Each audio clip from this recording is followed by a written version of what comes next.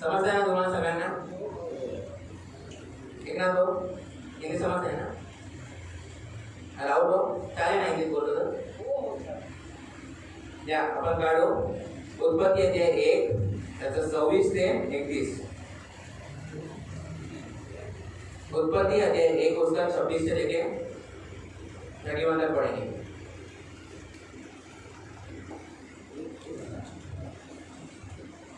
उत्पत्ति अध्याय 1 उसका 26 से लेके 31 तक.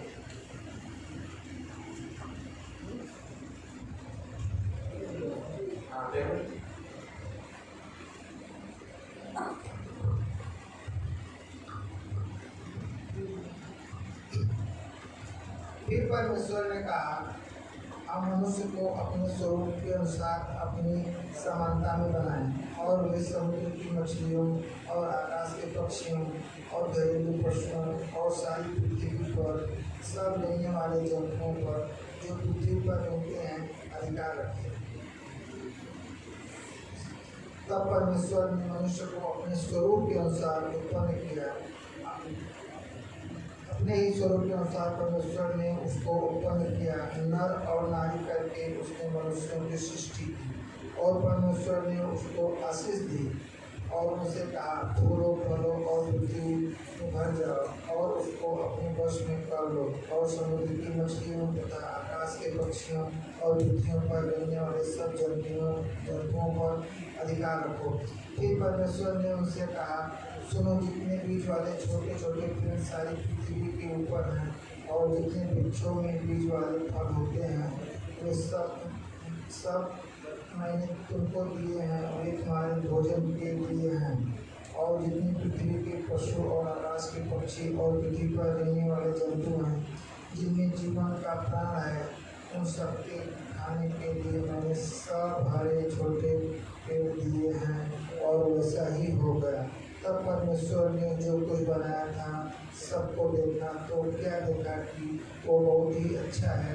तथा सांझ हुई, फिर भोर हुआ, इस कारण 6वां दिन हो गया.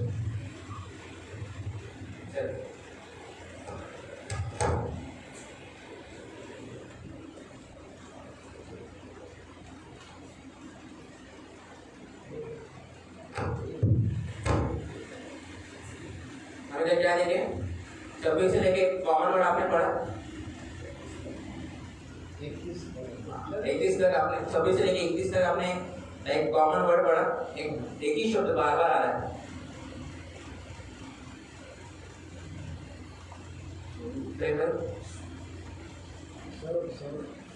हाँ, क्या शब्द है? अपने ही स्वरूप, अपने ही स्वरूप, यही शब्द बहुत बार आया. देखो देखो अपने बाइबल जिनका हिंदी बाइबल उसमें देखो दूसरा लाइन 26 का दूसरा लाइन में क्या है? अपने ही स्वरूप में. फिर वापस 27 के दूसरे लाइन में अपने ही स्वरूप में परमेश्वर ने उन्हें आशीष दी. कितना बार? बहुत बार आया क्या? अपने ही स्वरूप में, अपने ही स्वरूप में बनाया. क्यों ये लिखा है? कि आदम को प्रभु ने अपने स्वरूप में बनाया. क्या प्रभु, आपको लगता है कि प्रभु ने आदम को पाप करने के लिए बनाया था? पाप प्रभु ने, परमेश्वर ने नहीं बनाया. मनुष्य ने आज्ञा उल्लंघन करके पाप को जन्म दिया. कुछ लोगों को सवाल रहता है कि प्रभु उनको रुकाना चाहिए था आदम हवा को. मैं उस स्टोरी में जा रहा हूँ थोड़ा. कुछ लोगों को लगता है कि वो जो आज्ञा उल्लंघन किया उन लोगों के फल है वो नहीं खाना चाहिए, प्रभु रुकाना चाहिए. प्रभु ने सबको स्वेच्छा दी है, जिसे फ्री विल कहा जाता है. स्वेच्छा देवाने सगळ्या माणसांना निवड करण्याची क्षमता दिली आहे की तुम्ही निवडा, तुम्हाला काय निवडायचं.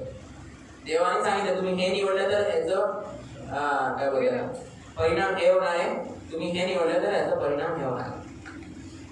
सगळ्यांना सांगितलंय. आता माणसांच्या हातात आहे.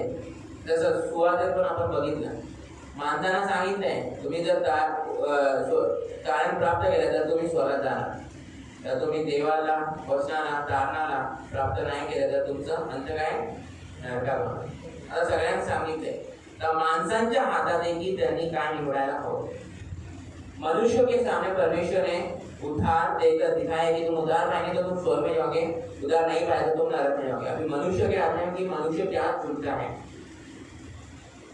इधर परमेश्वर ने आदम को दिया बोला था तो सब खा, कि वो जो पेड़ का फल क्या उसमें कुछ था बुराई था क्या, वो झाड़ के कुछ गलत था क्या? प्रभु ने इसकी आज्ञा दी है कि मत करिए, आज्ञा मत कर, चलो जितना दिया उतना खा, सिर्फ यही रहेगा फल मत कर। जैसे हम छोटे बच्चों को बोलते हैं ना, भाई बच्चा बेटा तो ये मत करना, बेटा क्या करेगा? वही करने के लिए, जो नहीं करवाना वही करेगा। अभी क्या करते हैं, अगर ये मत कर मत कर, अरे भाई ये करने में क्या इसका फल होगा ये देखना है आपको, अरे क्यों नहीं करने बोल रहे, ये करके ही देखना चाहिए। अभी शिमशोन का अगर बोला पापा ने वो बकरी को मत पकड़ मारेगी, कहाँ मारना थी? पकड़ ले तो क्या करना थी? उसको एक सब एक जिज्ञासा रहती है कि उस बात को नहीं करने बोले तो सब परिणाम क्या होगा। जब परिणाम उसका उसको उठा के फेंका या कुछ लग गया तो उसको पता चलेगा अरे पापा बोला था तब सुनता तो ठीक है। हमारे भी जीवन में अभी भी हम इससे लड़ते हैं कि ये मत कर, नहीं ये करने में क्या आनंद मिलने वाला है ऐसा लगता है और उसका प्रतिफल बुरा होता है। वैसे आदम को भी प्रभु ने कहा था ये मत कर, यही पेड़ का फल मत खाइए, आने दिया और उसको हवा ने जब वो फल दिया तो उसको हवा ने जब फल खाया तो उससे कुछ नहीं हुआ, पर जब आदम ने खाया तो आदम अपने आप की जो नग्नता था उसको दिखाई दी। परमेश्वर ने आदम को अपने प्रतिरूप में बनाया, अपने स्वरूप में बनाया, पापी नहीं बनाया था। बाइबल स्पष्ट रूप से स्पष्ट करती है कि परमेश्वर ने मनुष्य को बनाया और उसने उसकी महिमा के लिए बनाया। हमें क्यों बनाया? हमारा आप पुरुष है, ध्यान से सुनो, हम पुरुष है, हमको प्रभु ने क्यों बनाया? पहली बार परमेश्वर ने मनुष्य को बनाया और उसे अपनी महिमा के लिए बनाया। क्यों बनाया? किसकी महिमा? आपका जन्म क्यों हुआ? प्रभु की महिमा प्राथमिक है, ना किसी मनुष्य की महिमा। प्रभु की महिमा के लिए आपको बनाया। किसकी महिमा के लिए? प्रभु की महिमा के लिए। इसलिए बाइबल के अनुसार मनुष्य का अंतिम उद्देश्य केवल परमेश्वर की महिमा करना है। प्रभु ने आपको महिमा के लिए बनाया है और आपका उद्देश्य क्या होना चाहिए जीवन का? आप अपने जीवन के द्वारा परमेश्वर की महिमा करना है। थोड़ा हम इधर रुके देखते अपने आप को, क्या हम हमारे जीवन में आप हमारा जीवन जीते हैं परमेश्वर की महिमा से? क्या हमारे जीवन के द्वारा परमेश्वर की महिमा होती है? आप सुबह उठते हो, रात को सोते हो, दिन भर में जो काम होते हैं, कभी भी अपने जीवन से पूरा दिन आपने परमेश्वर की महिमा ही करते हुए जिए, ऐसा हुआ है? नहीं। हमारे जीवन से हम कभी भी परमेश्वर की महिमा नहीं कर रहे, पर प्रभु ने हमको महिमा करने के लिए बनाया, उसको ग्लोरीफाई करना है, उसकी महिमा करना है। परमेश्वर ने आदम को अपने प्रतिरूप में बनाया था, अपने स्वरूप में बनाया था। वही वचन हम वापिस पढ़ते हैं, उसको दे पास नहीं है।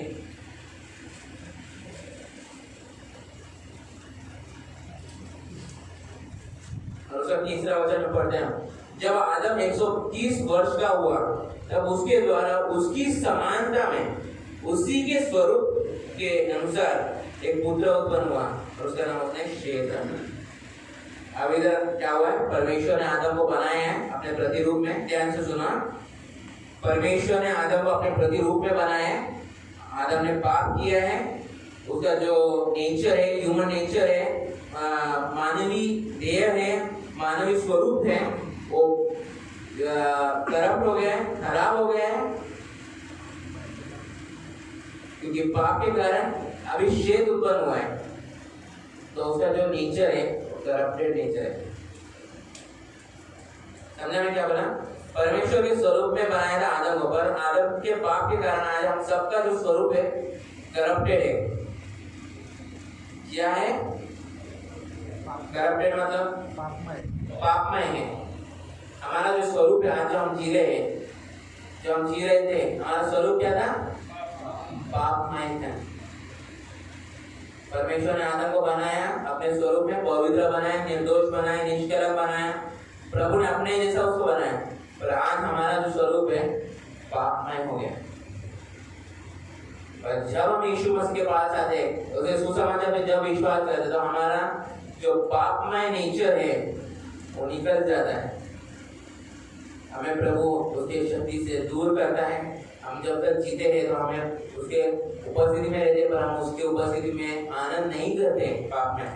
और जब हम मरेंगे तभी हम उसकी महिमामय देह बनेंगे।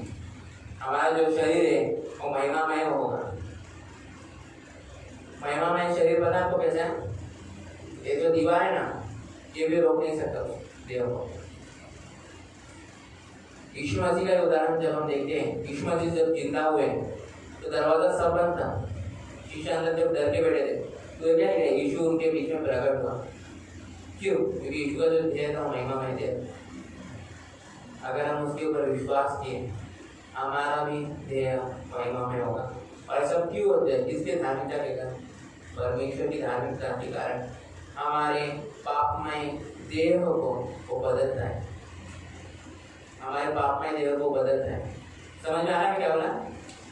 पहली बात, हमारा जो नेचर है, हमारा जो देह है पापमय है, पर जब हम उद्धार पाते तो परमेश्वर की धार्मिकता हम पे आती है और उस धार्मिकता के कारण हम पाप से लड़ते हैं। और जब हम मरेंगे तो प्रभु हमें महिमामय शरीर देगा। वापिस पहली बात क्या है? हमारा शरीर क्या है? पापमय। उसके कारण हमें क्या मिलेगा? मृत्यु। और उसमें से बचने के लिए क्या करना है? उद्धार पाना है। और उद्धार पाने के बाद क्या मिलेगा? परमेश्वर की धार्मिकता हम पे उतरेगी। और वो धार्मिक देह लेकर जब हम मरेंगे तो हमको महिमामय शरीर मिलेगा। समझे? हमारा जो देह है किसकी महिमा के लिए? उत्तर देना एक कठिन प्रश्न ही है इसका, कि मनुष्य का जो देह है, इसलिए मैं बोला आपको कि हम लोग जो देखते हैं कि हमारे जीवन में हम हर रोज महिमा देते हैं प्रभु, नहीं, इसका उत्तर देना कठिन है। शायद ये है कि परमेश्वर की महिमा करना कैसे दिखता है। आइए हम देखते हैं। आप सोच रहे हैं ना परमेश्वर की महिमा करना है, परमेश्वर की महिमा करना है, तो किस प्रकार दिखता है? आइए हम निकालेंगे भजन संहिता अध्याय 100 उसका 2 अध्याय पढ़ेंगे। भजन संहिता अध्याय 100 उसका 2 अध्याय प्रथम पढ़ेगा। Psalms chapter 100 verse 20। 2 और 3।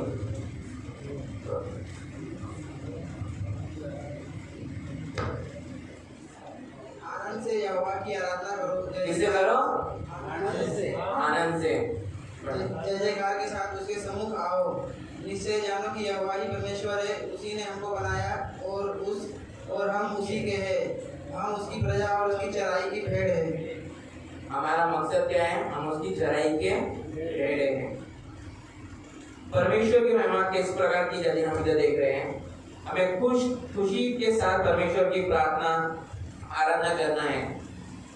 जानने के लिए कहा गया है कि परमेश्वर की आराधना, परमेश्वर ही परमेश्वर है, परमेश्वर ही परमेश्वर है, यहोवा ही परमेश्वर। लिखा है ना उधर नीचे, जानो कि यहोवा ही परमेश्वर है। उसी ने हमको बनाया और हम उसकी के हैं, हम उसकी प्रजा हैं और उसकी चारागाह की भेड़ें हैं। परमेश्वर की महिमा करना का एक हिस्सा यह स्वीकार करना है कि परमेश्वर कौन है। शुरुआत के लिए हमारा निर्माणता क्या है वो हमको देखना है और उसकी स्तुति और प्रार्थना करना कैसा है। हम जब देखते हैं कि प्रभु से हम प्रार्थना कर रहे हैं, हमारी प्रार्थना को सुनता है। हमें वो अधिकार मिलता है कि जब हम उद्धार पाते हैं तो हमें वो अपना बेटा बेटी बोल के चुनता है। हमारे पे मोहर लगती है। आप घर पे जाके एक्सियो का पता है, एक पूरा पढ़ी, उसने लिखा है कि वो तुम्हें पवित्र आत्मा की चिन्ह से छापता है, तुम्हारे छाप लगती है तुम पे। परमेश्वर ने हमें उसका बेटा बेटी करके चुन लिया है। हम उसके बेटे हैं। हमें एक बार जब परमेश्वर के पास हो गए हम, तो उसके हाथ से हमें कोई नहीं छुड़ा सकता। इसलिए मैं आपको कहा कि वो हमें थामे रखेगा, हमें कोई भी उसके हाथ से निकाल नहीं सकता। इसलिए यीशु मसीह जब प्रार्थना की है गतसमनी के बगीचे में, तो क्या कहा? जिन्हें तूने मुझे मेरे हाथ में दिया, मैंने उन्हें आइए निकालते यूहन्ना 10:17।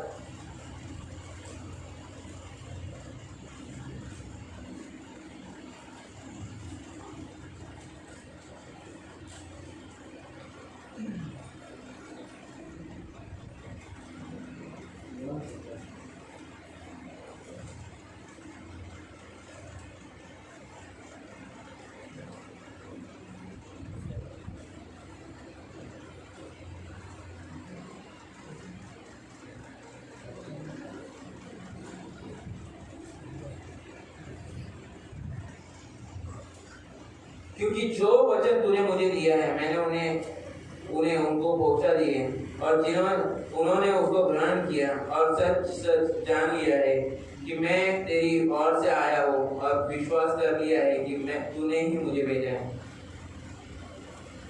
एक वचन है, वो याद नहीं आ रहा मुझे, उधर लिखा है, प्रभु खुद बताए कि जिन्हें मुझे दिया क्या है, उन्हें कोई भी मेरे हाथ से छीन नहीं सकता।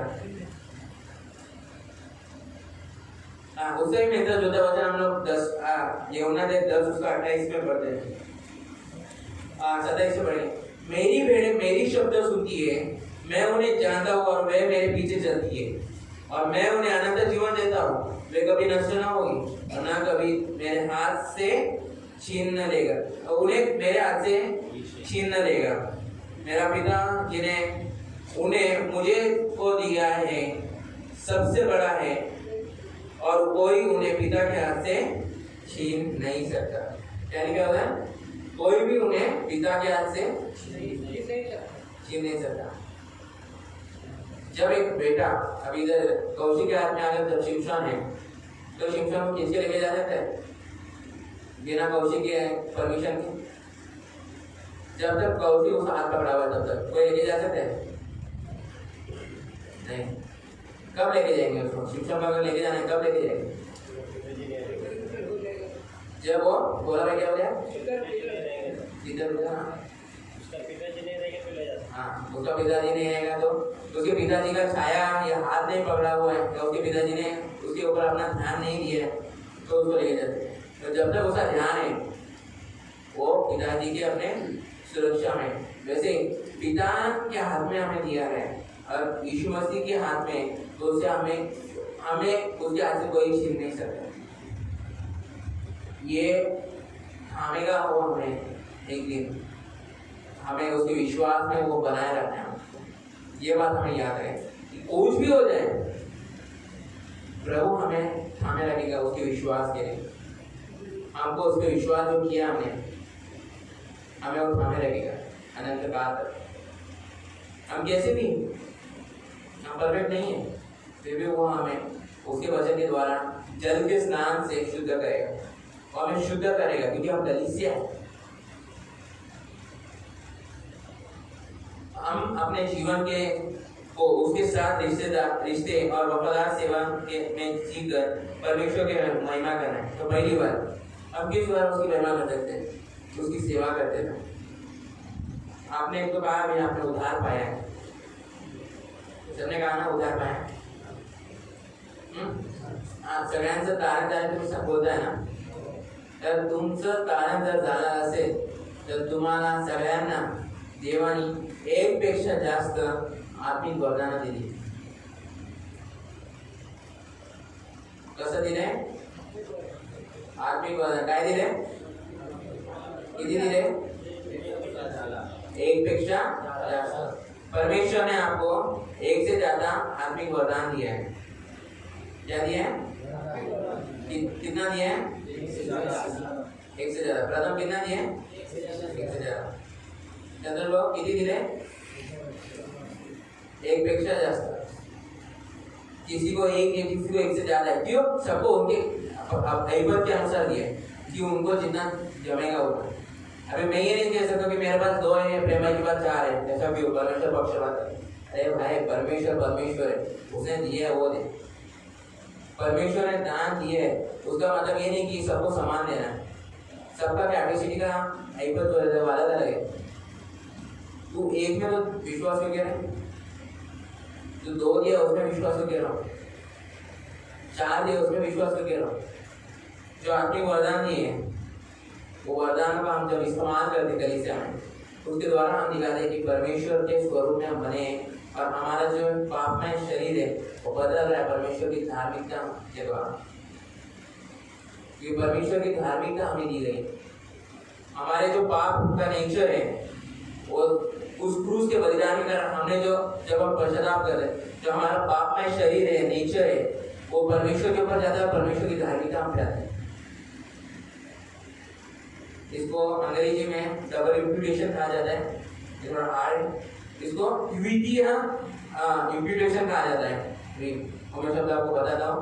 तो उसका मतलब क्या है कि परमेश्वर हमारे जो पापी शरीर है, देह है, वो परमेश्वर पे जाती है और परमेश्वर की धार्मिकता हमको दी जाती है। समझा? हमारा जो पापमय शरीर है वो परमेश्वर के ऊपर जाता है और परमेश्वर की धार्मिकता हमको मिल जाती है जब हम उद्धार पाते तक। जब हम उद्धार पाते हैं, हम जब पश्चाताप करते हैं तो क्या होता है? जो हमारा जो पापमय नेचर है, हमारा जो पापमय शरीर है, उससे क्या होता है? वो परमेश्वर पे जाता है और परमेश्वर की धार्मिकता हम पे आती है। समझे? परमेश्वर की धार्मिकता हमें मिलती है किसके द्वारा? जब हम क्षमा मांगते हैं। समझा? समझ रहा हूँ? पुन्हा एकदा सांगतो मला, देवाची जी धार्मिकता आहे ती आपल्याला कशी भेटते? जेव्हा आपण पश्चाताप करतो, जेव्हा आपण देवासमोर बोलतो की मी पाप केलंय, मी पापी आहे, जेव्हा आपण कबूल करतो की मी खरंच पापी आहे, मला माहिती की मी कोणापासून पण सांभाळू शकत नाही, मला कोण पण तारण देऊ शकत नाही, पण मला हे माहिती की तूच मला तारण देऊ शकतो आणि मी तुझ्यावर विश्वास करतो, तूच मला तारणार आहे। जेव्हा आपण हे बोलतो तेव्हा देव आपली जी पापी देह आहे ते ईश्वर दादा आणि ईश्वरची जी धार्मिकता आहे ती आपल्याला भेटते। समझ? ईश्वरची जी धार्मिकता है ये आपल्याला भेटते और वो मिलने के बाद हमें आत्मिक वरदान भी हमारे उद्धार के समय मिल जाता है। उस आत्मिक वरदान का हमको इस्तेमाल करना है। आप लोग को अभी सोचना है आपके आत्मिक वरदान भी होगा। मैं आपको पूछूंगा कि आपके पास आत्मिक वरदान क्या है, उसका उपयोग आपको कलीसिया में करना है और वो भी किसकी महिमा के लिए करना है? किसकी महिमा के लिए? परमेश्वर की महिमा के लिए। अब हम लोग यहुन्ना में जैसे उसका 14 वचन पढ़ेंगे 17 का 4, जो कार्य तूने मुझे करने को दिया था उसे पूरा करके मैंने पृथ्वी पर तेरी महिमा की। इधर यीशु बता रहे यीशु को जो काम भी सौंपे गए थे यीशु ने क्या किया? और सब पूरा किया और उसके द्वारा क्या लिया? उसने क्या किया? क्या लिखा? इधर सुना, इधर क्या लिखा? गौरव किया है। कौन बोला? हिंदी में भी किसने बोला? क्या लिखा है? कि पृथ्वी पर तेरी महिमा की। किसने की? यीशु मसीह ने। प्रभु की महिमा की यीशु मसीह ने अपने पूरे काम कर। हम लोग निकालेंगे पहला शमूएल अध्याय 12, 1 Samuel chapter 12 verse 24।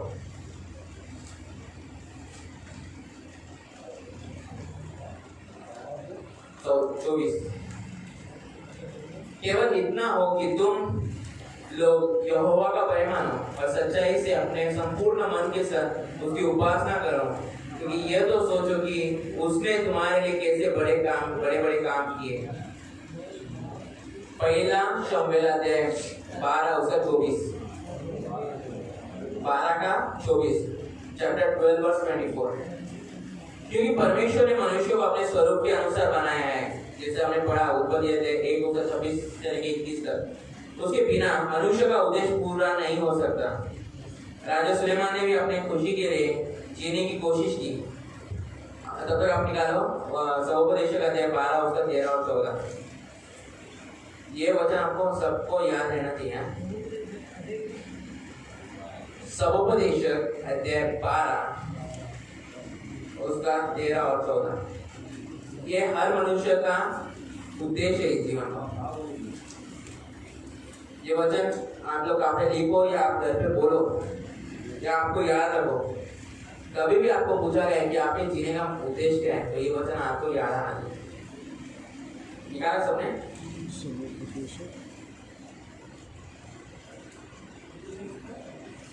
अध्याय समुपदेशक अध्याय 12 उसका 13 और 14 वचन। समुपदेशक अध्याय 12 उसका 13 और 14 वचन। फिर आप क्या देखते हैं, राजा सुलेमान ने अपनी खुशी के लिए जीने की कोशिश की, फिर भी उसने अपने जीवन के अंत में उसको निष्कर्ष निकाला कि एकमात्र सार्थक जीवन परमेश्वर का सम्मान और आज्ञाकारिता करना है। कोई हम सब निकाले हैं ना? पहले हिंदी में पढ़ेंगे, हिंदी वाले पढ़ेंगे। 1 2 3 सब कुछ सुना गया, अंत में ये बात है कि परमेश्वर का परिपालन और उसकी आज्ञाओं का पालन कर, क्योंकि मनुष्य का संपूर्ण कर्तव्य यही है।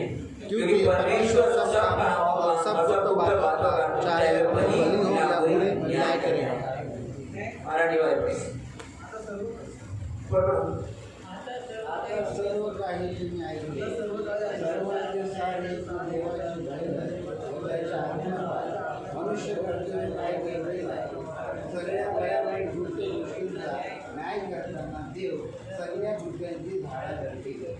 क्या लिखा है इधर? सुलेमान क्या बोल रहा है? ये जो समुपदेशक अध्याय है, ये समुपदेशक जो पुस्तक है, ये सुलेमान ने अपने वृद्ध अवस्था में लिखा है, क्योंकि उसको धन संपत्ति सब मिला हुआ है।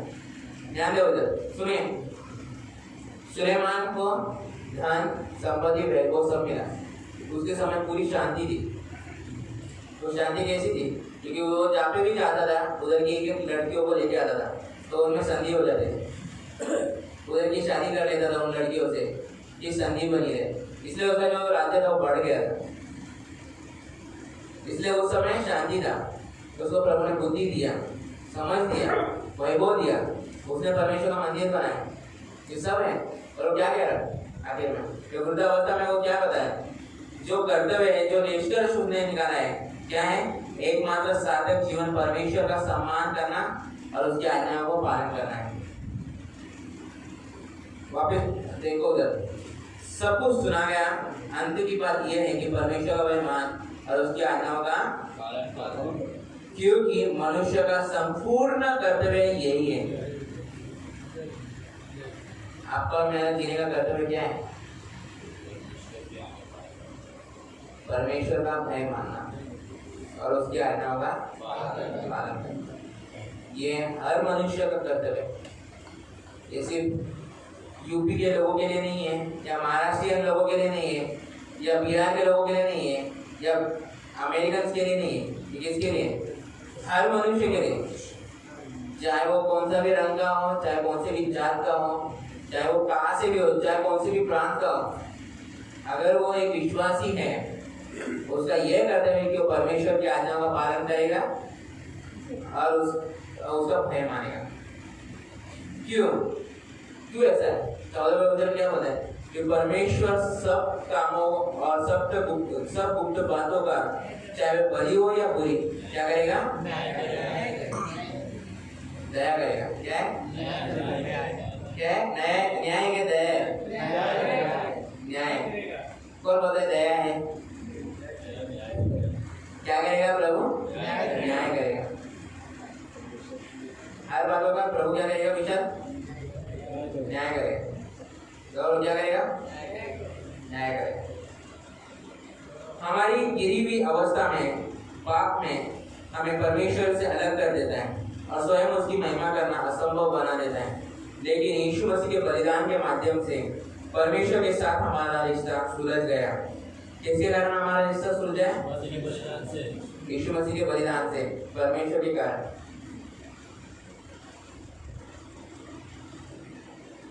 हमारा रिश्ता टूटा हुआ रिश्ता।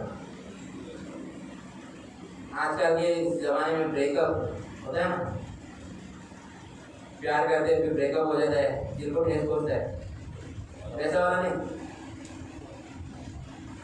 प्रभु ने हम पे प्यार दिखाया है। ब्रेकअप में कैसा होता है, दोनों जगह से प्यार होता है, दोनों जगह से रिश्ता टूटता है, पर इधर ऐसा है ही नहीं। इधर यीशु मसीह ने सब अपना दिखाया प्यार, पर इधर मनुष्य वो प्यार को स्वीकार रहा ही नहीं है। हाँ, एक तरफा प्यार। तो इधर क्या देखते हैं हम कि जो हमारी अवस्था है पाप में है और हम परमेश्वर की महिमा से रहित है, लेकिन यीशु मसीह के बलिदान के माध्यम से परमेश्वर ने हमारा जो रिश्ता था टूटा हुआ रिश्ता, उसे जोड़ दिया। हमारे रिश्ता काफी टूटा। उत्पत्ति 3 में जब पाप किया, क्योंकि परमेश्वर के साथ हमारा रिश्ता पाप करने के द्वारा टूट गया, इसलिए बोला हमारा जो स्वरूप था वो पापमय हो गया। और जो परमेश्वर की जो स्टैंडर्ड था, स्टैंडर्ड पदवी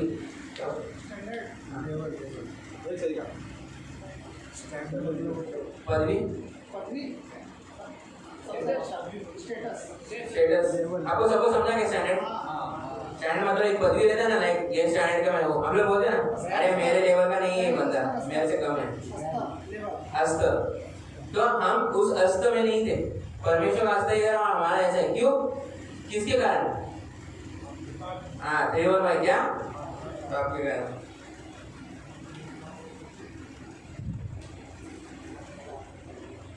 किसके कारण?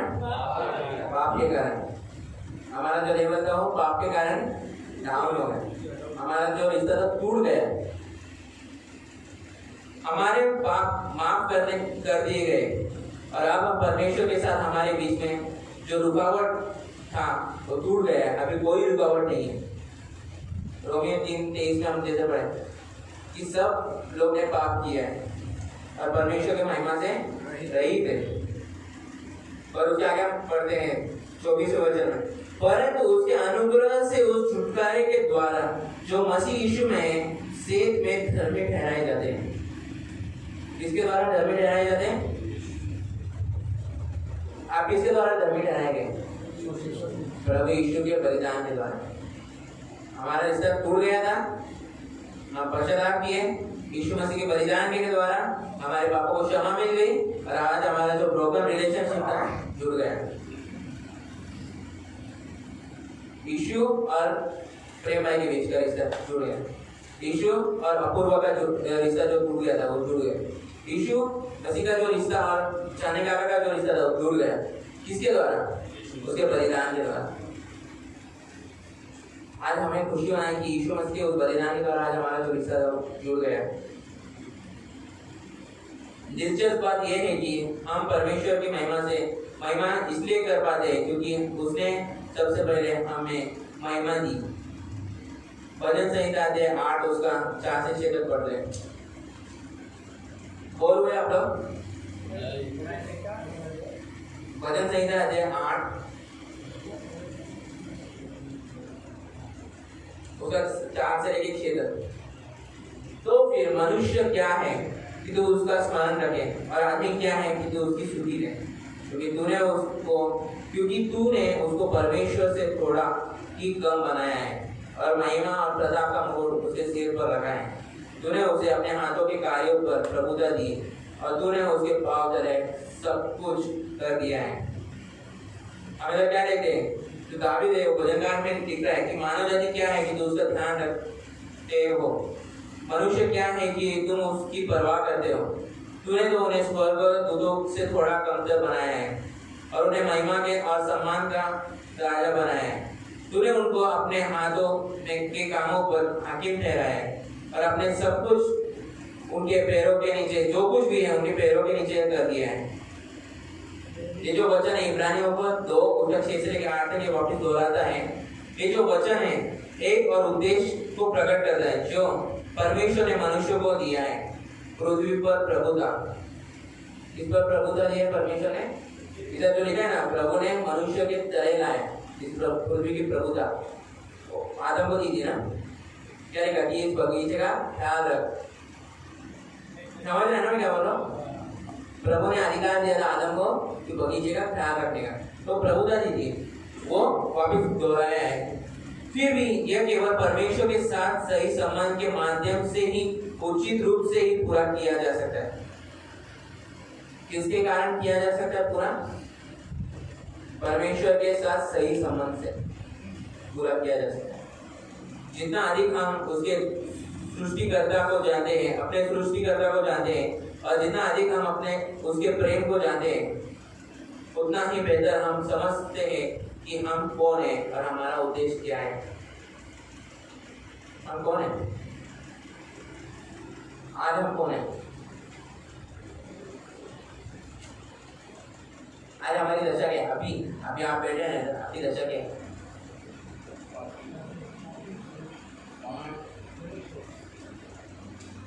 मैं प्रेजेंट दशा पूछ रहा हूँ। हाँ, विश्वासी मसीह। क्या आपको बहुत पसीना आ रहा है? ये दशा है आपकी। क्या आपको नींद आ रही है, भूख लगी है? ये दशा है आपकी। क्या दशा है? परमेश्वर की महिमा आप पे दी गई है और आप धार्मिक ठहराए गए हो। क्या दशा है आपकी आज? परमेश्वर के उस बलिदान के द्वारा अगर आपका उद्धार हुआ, मेरा उद्धार हुआ है, तो आज हम धर्मी ठहराए गए। क्या ठहराए गए? क्या ठहराए गए? चलो बोलो, क्या ठहराए गए? किसके कारण? प्रभु यीशु मसीह के बलिदान के कारण आज हम धर्मी ठहराए गए। तो आपण काय आहोत? धर्मी आहोत। देवाच्या त्या बलिदानाने आपल्याला आज धर्मी ठरवलं आहे। जे येशू ख्रिस्ताने क्रूसावर केलं ना, आपलं प्राण दिलं, आपलं सर्व काही दिलं आपल्यासाठी, त्याच्याद्वारे आज आपण धर्मी करण्यात गेलो। यासाठी आपण कोण आहोत हे प्रश्न आपको पूछना चाहिए अपने आप को।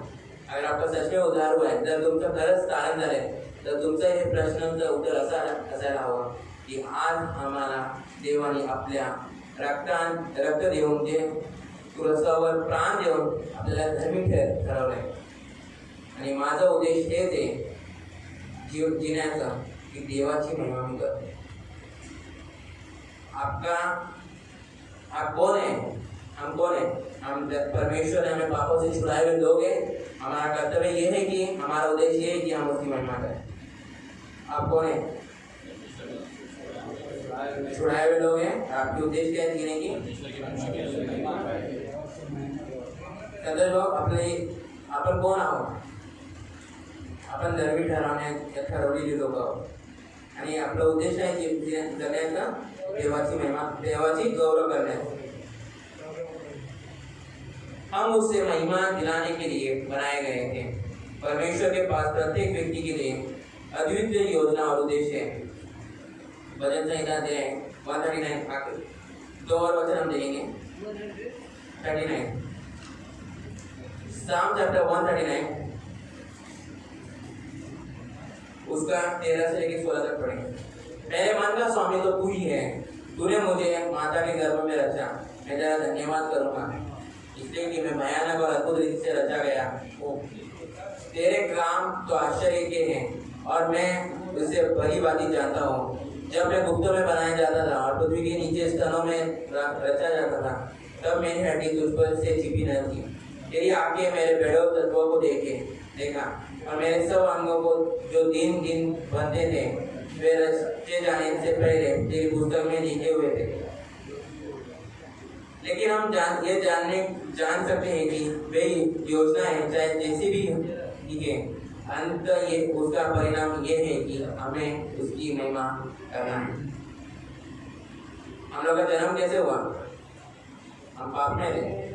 वापिस बोलो, ये मुख्य बात है, हम पाप में थे, पर हमारे लिए प्रभु ने अपना बलिदान दिया। हम जब उद्धार पाए, हमारे हृदय को चेंज हुआ, हमारे ऊपर धार्मिकता दी गई और उस धार्मिकता के कारण हम धर्मी ठहराए गए। भजन संहिता अध्याय 139 उसका 13 से लेकर 16 तक।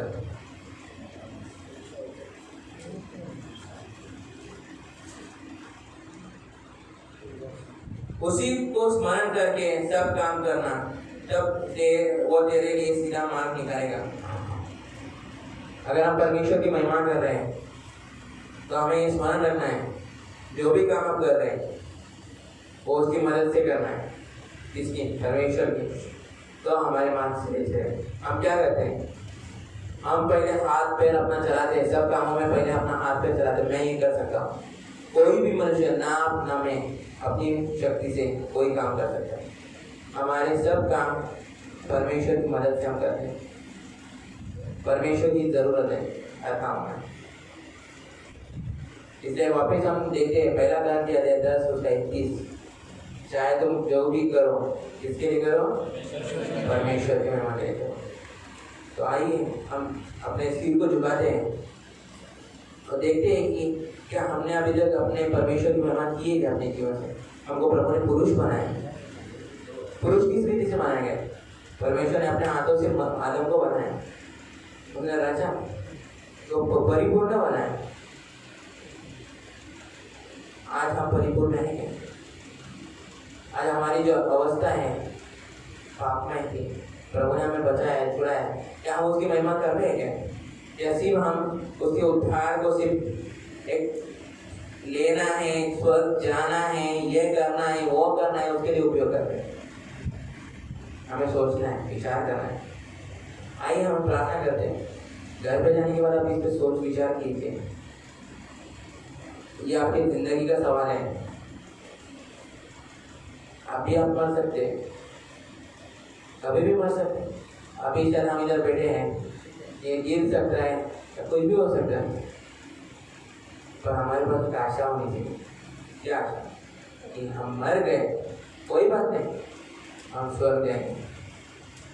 मेरे तो वैयक्तिक आशा है, आप सबको वैयक्तिक आशा होंगे। अगर आपका सचमुच उद्धार हुआ है तो आप कहाँ जाओगे? स्वर्ग जाओगे। कुछ भी हो जाए, अभी मरो, कल मरो, परसों मरो, मैं मरूं, मेरे को ये आशा है कि प्रभु के पास में जाऊंगा कि मेरा उद्धार हुआ है और वो मुझे थामे रखेगा। आज जर मी मेलो, उद्या वारलो, परवा वारलो, कधी पण वारलो, की आता पण वारलो, जर माझं कारण झालंय तर मला ही आशा आहे की मी स्वर्गात जाणार. कारण माझं कारण झालं आणि मी येशू ख्रिस्तावर विश्वास करतो, कोणावरती नाही. आपलं विश्वास जर येशू ख्रिस्तावरती आहे, आपण येशू ख्रिस्ताच्या त्या सुवार्तेवर तेव्हा विश्वास ठेवतो, आपल्याला ही आशा आहे की आपण स्वर्गातच जाणार. देव तुम्हाला मदत करो, ये आपण प्रार्थना करो. आइए हम आंखों को बंद करेंगे, अपने सिर को झुकाएंगे, देखेंगे कि हम परमेश्वर की महिमा कर रहे हैं अपने जीवन से. हम अपने जीवन को परखेंगे.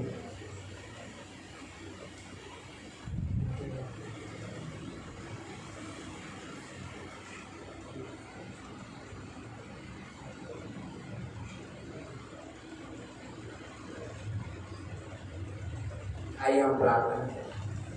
हे हमारे रचने वाले पिता परमेश्वर, हम आपका धन्यवाद देते हैं. हम जानते हैं कि हम आपकी महिमा नहीं की, हमें अपने आपकी महिमा करने के लिए बनाए हैं,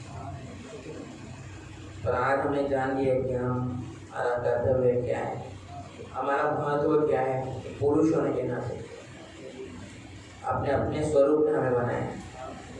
हमें उस कर्तव्य को, उस स्वरूप को बदलने नहीं दीजिए, परंतु आपके जो प्रतिरूप में बने हैं उसका पूरा करने के लिए और आपकी महिमा करने के लिए चाहता हूँ. आपके हाथ में हम सब आगे पूरा समय में आपके हाथ रहता हूँ. ये छोटी सी प्रार्थना हमारे उद्धारकर्ता के नाम से मांगता हूँ. और इधर जितने भी लोग हैं, इन सबको अपने उद्धार के बारे में याद रहने के लिए और चलने के लिए और थामे रहने के लिए चाहता हूँ कि आप तो थामे रखेंगे. धन्यवाद देते हैं. इधर जितने लोग हैं, अगर इनमें से इनका उद्धार नहीं हुआ है या इनका जो उद्धार का जो विचार है वो अगर दूसरी है या आपके वचन से नहीं हो, तो इनसे आप बातें कीजिए, इनके हृदय को पढ़िए कि आपको जान सके और अपने हृदय के विचारों को बदल सके. आपके हाथ में हम सब यीशु के नाम से आमीन.